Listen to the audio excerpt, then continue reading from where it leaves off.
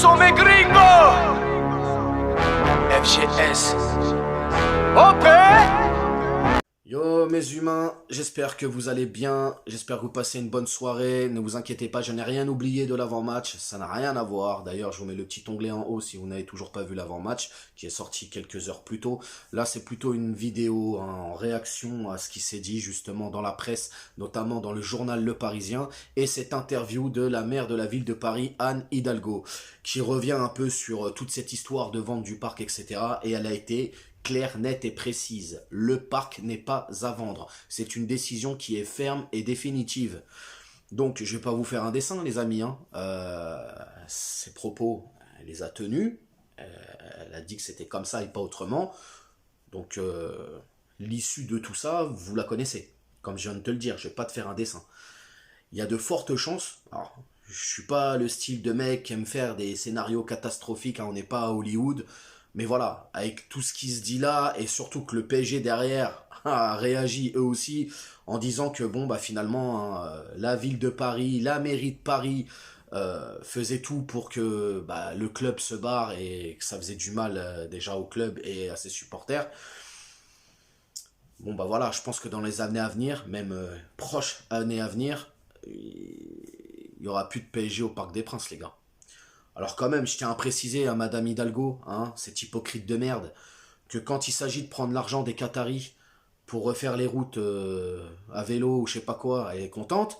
Quand il s'agit de prendre l'oseille des Qataris pour refaire un petit peu le Parc des Princes, investir un petit peu dans la rénovation, tout ça, là, il n'y a pas de problème. Je tiens à rappeler à Madame Hidalgo, qui voulait boycotter la Coupe du Monde au Qatar, qu'elle est bien contente quand elle vient poser son cul au Parc des Princes pour regarder les matchs à côté de Nasser, qui d'ailleurs Nasser l'a jamais jugé, l'a toujours bien accueilli, etc. Je tiens aussi à préciser à Madame Hidalgo qu'elle est en train de nous tuer là. Elle est en train de nous tuer. Alors, il y a aussi certains qui vont me dire, ouais mais OP, regarde Arsenal, regarde Manchester United, regarde City, regarde la Juve, machin, patati patata, ils ont tous refait leur stade et tout, machin. Oui, mais moi, j'en ai rien à foutre de ces clubs-là. Je les supporte pas, moi, ces clubs-là. Je supporte le Paris Saint-Germain. Et je te le dis, en tant que supporter du PSG, ça me casse les couilles, ça me peine, ça me met la haine de savoir que probablement dans les années à venir, le Paris Saint-Germain ne sera plus le club qui joue au Parc des Princes. En fait, c'est mythique. Il faut connaître l'histoire, en fait. C'est ça le problème. Faut connaître l'histoire. Alors oui, les autres clubs aussi, ils avaient une histoire avec leur premier stade et tout. Mais c'est pas la même culture, ça n'a rien à voir. Et c'est pas parce que eux ils l'ont fait que nous on doit le faire. Il y a un moment donné, c'était clair, Nasser, il ne veut pas partir du Parc des Princes. Il est prêt à mettre énormément d'argent pour rendre le stade plus attrayant, plus attractif et que les gens puissent venir plus en nombre. Tu vois ce que je veux dire? Maintenant, ils veulent pas le vendre. Ils ont leur truc à eux, ils ont leur manigant, je ne sais quoi, ils ont leur façon de voir les choses. Tu m'as compris. Et je trouve ça vraiment dégueulasse. En fait, là, elle nous a mis le couteau sous la gorge. On est dos au mur. Et on n'a pas le choix, finalement. Et c'est ce qui va se passer. J'ai bien peur de ce qui va... C'est ce qui va arriver. Je bafouille, je suis désolé, mais c'est un mélange de plein de choses. De haine, de tristesse, tout ça. D'ailleurs, le Cup en a pris connaissance. Et je pense que ça va sérieusement bouger dans les semaines à venir, là. Ça va devenir compliqué, vraiment compliqué. Pour revenir un peu sur l'exemple des autres clubs et tout, les gars, moi j'ai des potes à moi en Angleterre, d'ailleurs mon équipe Parisian Londoner, ils sont en Angleterre, frérot, quand tu parles avec eux, ils te disent, le vrai noyau des premiers supporters qui étaient là, qui faisaient vivre le truc, ils y vont plus dans ces stades-là, ils se sentent plus représentés là-dedans. Manchester United, quand ils ont été rachetés par les Glazers, là, les Américains, là, qui ont fait n'importe quoi et tout, ils se sentaient plus représentés par Manchester. Qu'est-ce qu'ils ont fait, les mecs? Ils sont partis dans leur coin, ils ont créé un petit club qui est en division 4 anglaise, je crois, et ils font leur vie comme ça. Mais c'est dommage, en fait, parce que tu perds l'essence même, tu perds le noyau du truc. Je sais pas. Moi, ça m'attriste. Ça m'attriste parce que voilà, parce que pour citer une phrase d'un rappeur célèbre du 93, D'aulnay-sous-Bois, c'est Fiu, quand t'entends le PSG, il y a le Parc des Princes qui va avec.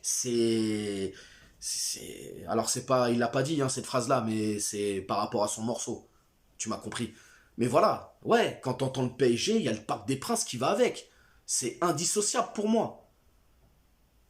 Après, je vais pas vous mentir, les amis. Je vais pas faire le Calimero ou quoi que ce soit, hein. On s'en bat les couilles, mais moi, ça me peine, ça me touche. Comme bon nombre de supporters, depuis tout à l'heure, je suis avec des gars là, on se parle.